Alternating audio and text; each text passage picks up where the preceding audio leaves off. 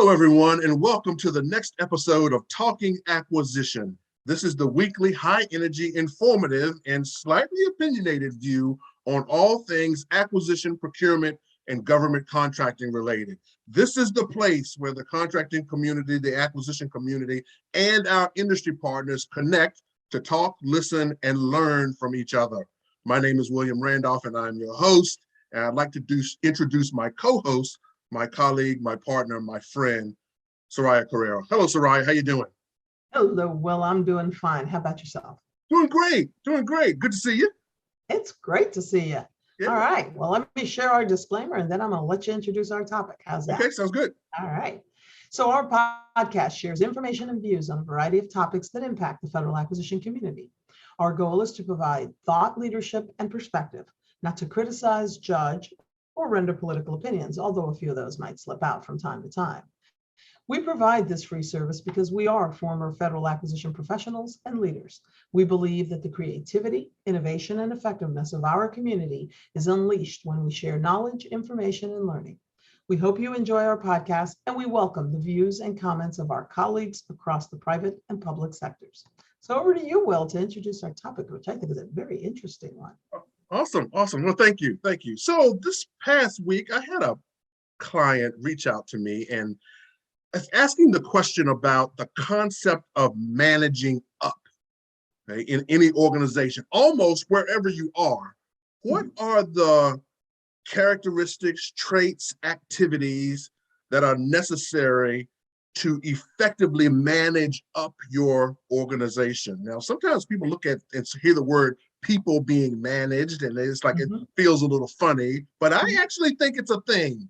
So I'd like to talk about what is the concept of managing up, what that looks like, and then what are the benefits, and then what are some strategies, tactics, and tools we can be using to effectively manage up for our benefit and for our team's benefit when we're in organizations.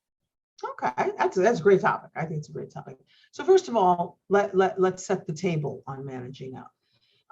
When you're managing up, people manage up for two purposes. Generally, there's two purposes. There's the positive and then there's the negative side of it. The positive side of it is you're managing up so that you can effectively use your leadership, the people above you, to enable you to do the job and to enable you to more effectively manage your organization if you're managing an organization. In other words, if you're in a leadership, managerial, or supervisory role, those are the reasons. That's the positive reason for managing up. There is the negative reason, which is to manipulate, to get your way, to better yourself in front of your boss, right?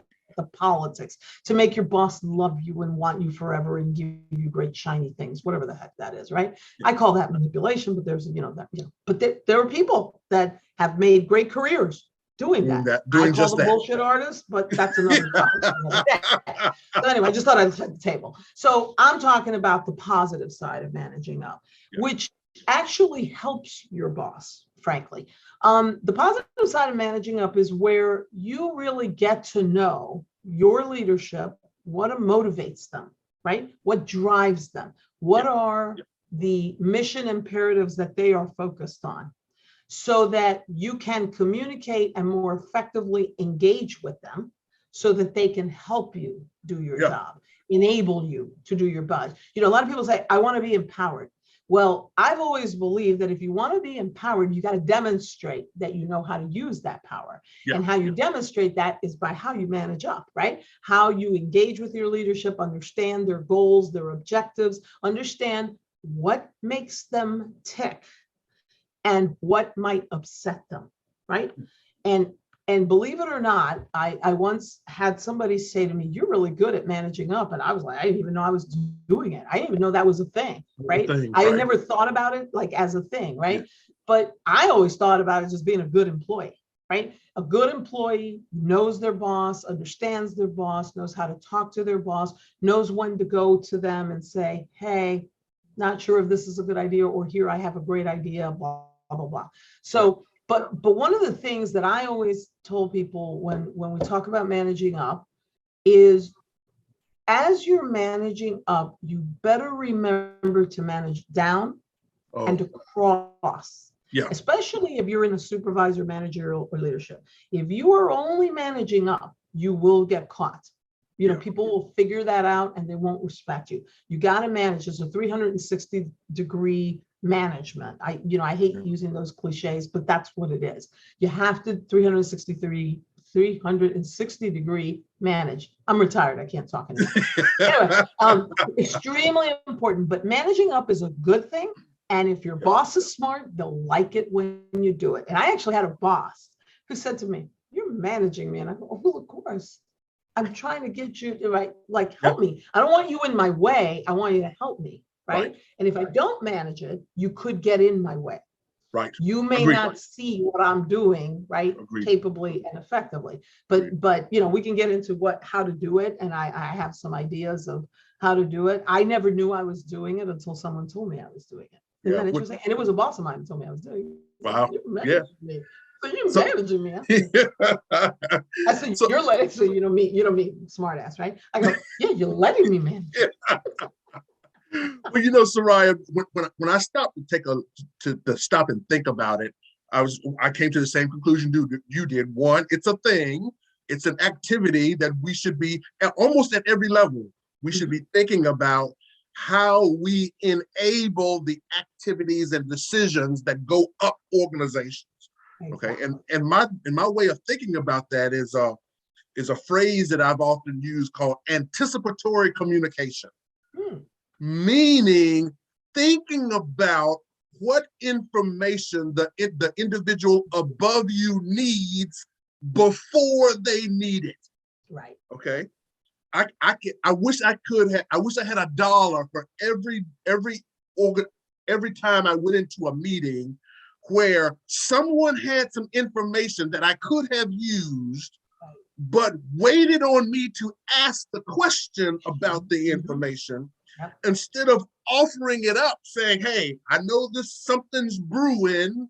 Okay, I see a little smoke, not fire yet, but here's some information that could be helpful just in case it comes up." I was like, "Oh, now I have bullets to go to the fight with." In lieu of, look, I haven't heard about that one, but give me a minute. And that's those positions are the ones I hate the most. Is because someone had the information. I wasn't party to it because I'm not living in it. And I know in our business, we often have subordinates that are doing transactional activity, making decisions, rightfully so. But we don't necessarily, in the past, we didn't have all of the environmentals around it to understand why the decision was being made, why we were going left instead of going right. And having that anticipatory communication that says, "Look, we've decided to go left. This is the rationale. This is why we think this is the best answer. We understand you've got to go up a level and the answer may be right. We got to go right, but I want you to understand why we chose to go left." And that level of information, and again, I call it anticipatory communication, is how do you feed and prep the communication. That's what I was going to say, the preparing. Yeah, the decision making that has to go up the organization, that you somehow lean into it. So I think anticipatory communication is a vital part of effectively managing up an organization. Exactly. It is about preparing your boss, but it is also about preparing your boss so that they can support you in what you're doing, right? Yes. That's really what managing up is, to enable my leadership to understand what I'm trying to do, how I'm trying to do it, and how they can support the organization, how they can be a champion of what we're doing. And to do that effectively, that means you have to understand what that individual cares about, what their objectives are, and where they're going to go. And look, you're going to work for some people that you're not going to be in agreement with, especially in government. In industry, you might be able to make some choices about where you go to work. Right. It's a little easier, but in government, when you walk into a job, you got what you got, right? You got the staff that you got the peers that you got, and you got the boss that you got. You can hate them. It's like, oh my God, this guy's terrible. You got to figure out how to work with them. And that's what I think managing up is about. But it's important that you're not just up, it's across and down. And when I think about, like, your phrase, anticipatory communication, what I think about is Prepare your boss. You never let your boss go into a meeting unprepared, especially if it's a meeting that affects your organization or affects what you're doing. Or could be That's adversarial. just called suicidal. Yeah, could be That's adversarial. Yeah, have an adversarial component to it. Yeah, I mean, if you're going to do that, just grab the pen and poke your eye out. You want your boss to just might as well, because it's going to be a lot less painful. So unless your boss is in it, it's a whole conversation. But that's beside the point. But my point is, yeah, that is about preparing the boss, and that is what I mean about the good side of managing up, right? That you're really doing it to benefit the organization as a whole, not just your organization, but your boss themselves. Because, by the way, I always tell people this. For your boss to be successful, you have to be successful. And I always tell bosses, for you to be successful, your people have to be successful. It's a two-way street. It's a two-way street. There's just like no other way around it. I can run out there and be as successful as I can, but if I'm not bringing my boss along, I'm probably not going to last very long. That's just the truth about it, right?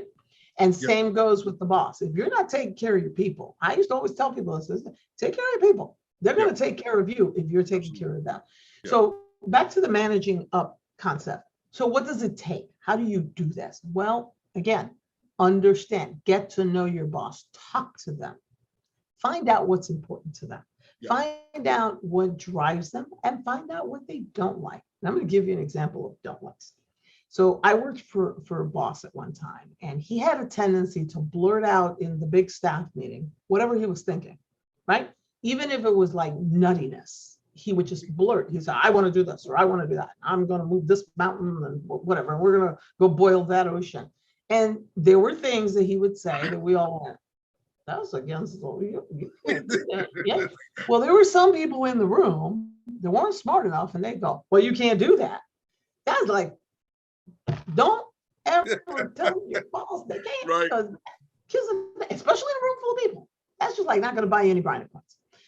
I was the kind of person that I like at the meeting. And then what I would do is quietly go in the background, after the meeting, knock on the door and say, hey, can we have a word? And then I'd say, hey, you said this in the meeting. I want to make sure I understand what you really want to do. Because if you really go down this path, you might get yourself in trouble. But if this is what you're looking for, well, we can do this for you, right? This is how we would do it, and this is what we do. And if you want to play a role in this, this is the role that you can play, blah, blah, blah. Never in like 5 years that I worked for this person, did he ever say, oh, I really not what he'd say, well, here's where, as soon as I opened the conversation, he'd go, oh, well, here's what I was really thinking. You knew what I meant. Exactly. And then all of a sudden we'd have a conversation. Yeah. Right? And it was a good conversation and we'd end up doing exactly what he was trying to do, but in a very different way. And people would blurt out to me. And then they would wonder why they were looking for a new job in 2 weeks. Hey, seriously, like, oh, you're going to do that. Right. I'm like, that's kissing that, especially with a person who is stubborn. And this person was a stubborn person. Once he made up his mind, this is what he wanted to do, he wanted to do it. So to challenge that, you're going to get yourself in trouble. So what I always tell people is when you're managing up, what you got to do is be flexible in your thinking. Oh, I love it. Listen beyond what was said. Yeah. Find out what they're really trying to get to. Just because a person says, I want to charge that mountain, doesn't really mean they want to charge that mountain. It may mean, I just want to overcome this obstacle. Right. And you offer options on how to do that. You offer approaches. That's managing up.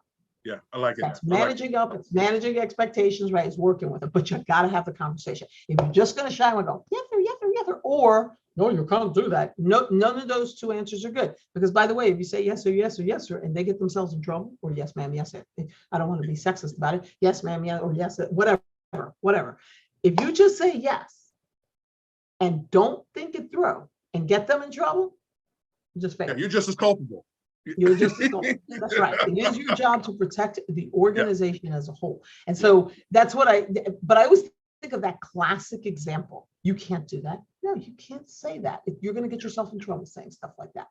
Yeah, I love it. I love it. So along those lines, my next thought on managing up was about how do you effectively envision yourself in the seat that you're trying to manage up to?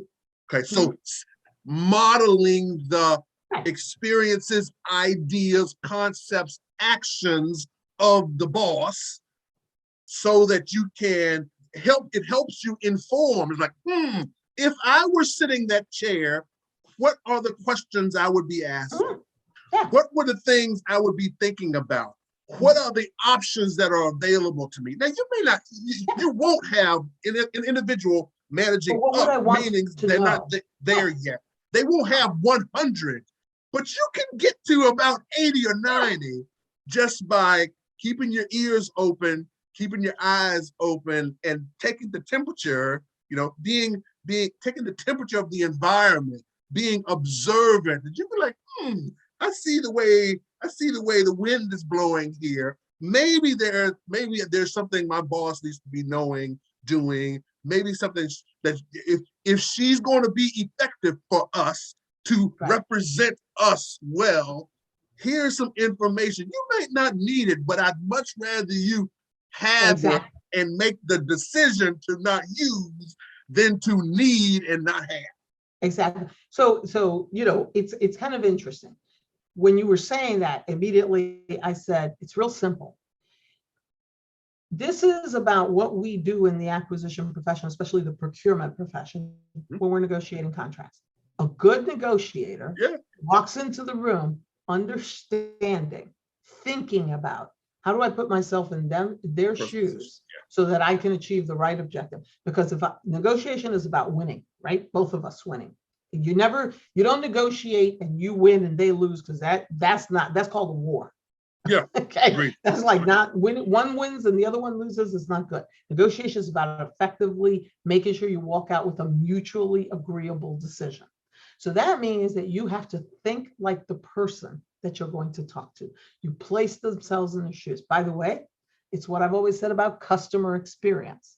You want to understand a customer's experience, act like a customer, be the customer. Yeah. Put yourself in that position. I always used to joke around with my staff and say, I've been procurement and I've been the customer procurement. I sound like that Hair Club for Men commercial. Yeah, me too, though. You can tell that I've listened to too much TV. No. Anyway, no, but seriously, I've been the customer of procurement. And so I used to tell my staff every now and then, have you ever heard yourself talk to your customer?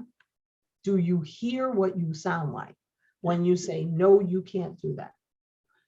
You must give me a complete procurement package and it has to have every I dot everything. Think about how this is the experience you're giving. How that comes across. Yeah. How that comes across. Exactly. Put yourself in their shoes. You're desperate to get something done. You got a deadline to meet because your boss committed to whatever. And now you're going, you didn't dot that I, you didn't cross that T, and you're not helping them by doing that. Yeah. What if you said to them, we're going to need this, and let me tell you how you put that together. Or let me tell you at least what I got to have at a minimum to get you going, but I got to have all these other pieces, but here's what I need right now, and we can get going. And let's go sit down and talk. There's a whole different experience, and it's the same thing. And that's what managing up is all about. It really is the same thing. Put yourself in their shoes. Think about the questions that you would be asking if it was them coming to you, telling you this piece of information. The other thing that so sometimes, the only reason I didn't say the chair you're aspiring to is because sometimes you're not aspiring to that chair, right? I had a couple of jobs where I looked at my boss and I was like, no, thank you. Right. I'm like, you can keep it. You ain't getting this girl in that chair. Anyway, but that is exactly what good negotiators do. And I always think about that in our profession. I've always said to folks, our job is to be effective negotiators. And if you're an effective negotiator, you're going to be good at managing up and across, and you're probably going to be really good at anticipating the needs of others, because going into negotiations, that's what you got to do. What it is. You got to say, when I say X, they're going to say Y. How am I going to counter that? You're thinking that through. Yeah. So Ryan, I love the language you used about, when you're even interacting with programs and the communications that we use. That's that out. I was focused up, but I really like this idea of managing out, because as we grow up in the contracting arena, in the contracting community, we have peers that are also elbowing, we're all the number of jobs gets smaller and smaller as you Yes, go they're up looking for you to fumble, man. They're looking for you to fumble. as you go up the pyramid. So sometimes I have had colleagues that had sharp elbows that Mhm. didn't understand how to manage out. That's like Right, we could be advocates and allies for each other. right, Okay, right. we could this could be a team effort to manage up, but Uh-huh. because someone's in there trying to make Exactly. space for an individual with sharp elbows, they miss the opportunity to collaborate and team and do all the things, build a relationship, back to your go-to, build the Okay. relationships that Right. will then foster them, foster all of us. And Exactly. again, the number, I get it, the number of jobs get fewer and fewer as you go Mhm. up the Okay. chain, if you will, Right. Mhm. and up the pyramid, that's the word I was looking for. But I think it's not only one pyramid. So if you build good relationships and you foster good, you understand these skills and you build these skills, there's tons of pyramids. Okay. Exactly. You Exactly. don't have to climb. Everybody doesn't have to climb one pyramid. That's the beauty of our community. We have so many pyramids. We got more pyramids than we likely have talent. Okay. Yeah, you know what it's called? I have a simple word for it, teamwork.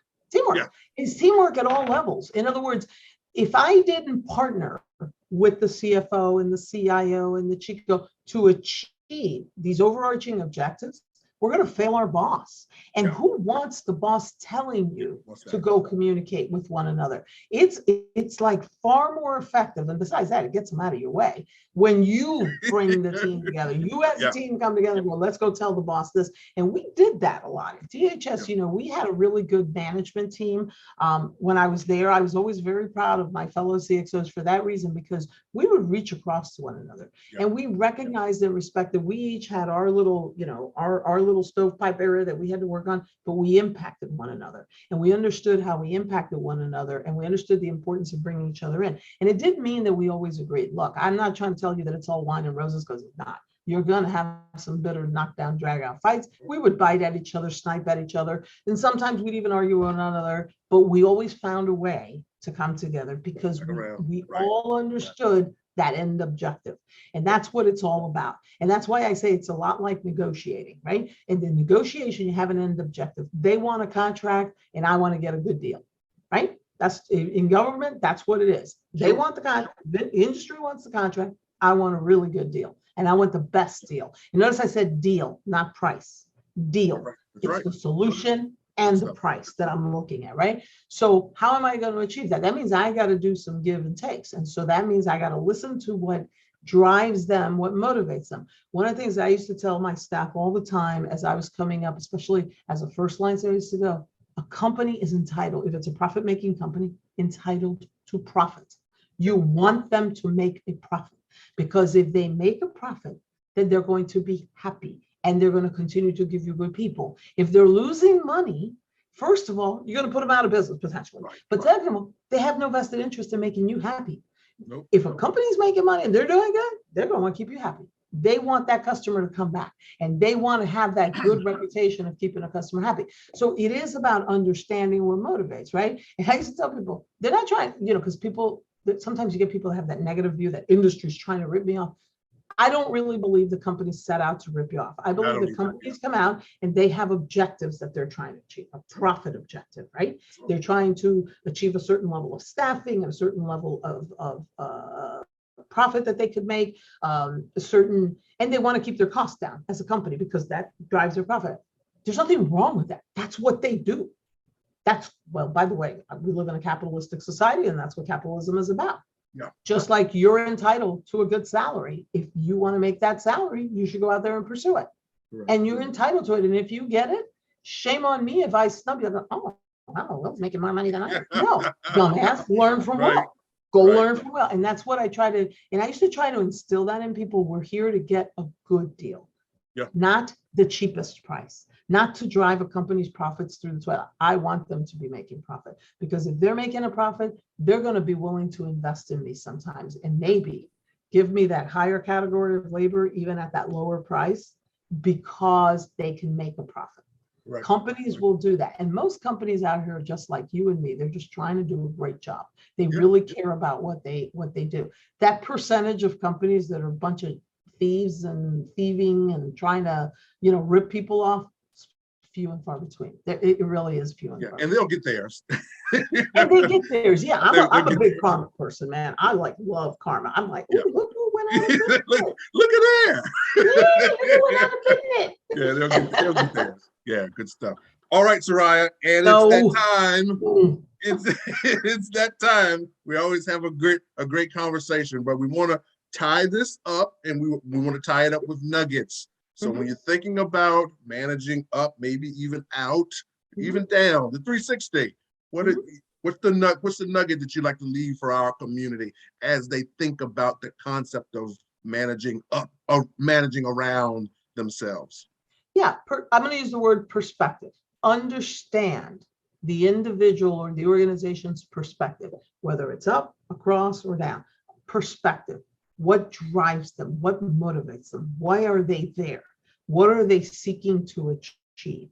And always be respectful. I'm going to throw that one out. Nice. Just because you don't agree with what motivates them, it doesn't make it wrong. Right. That's not the job. Respectful. Yeah. Right. No, be respectful. Just because, I'm going to use if you think that climate change is the most important topic today, I may not agree with that. Maybe I don't. Maybe I think the economy is the most important topic. But I have to respect that that is your perspective. And if I respect that, then I can come and have a conversation with you. Doesn't mean I'm going to agree with you. It means I'm going to be able to converse with you. So perspective is extremely important. Understand and know what drives them, what motivates them, what do they seek to achieve. And if you can do that, you're probably going to be very successful, whether it's up, down, across, over the horizon, and beyond the yellow brick road and so on.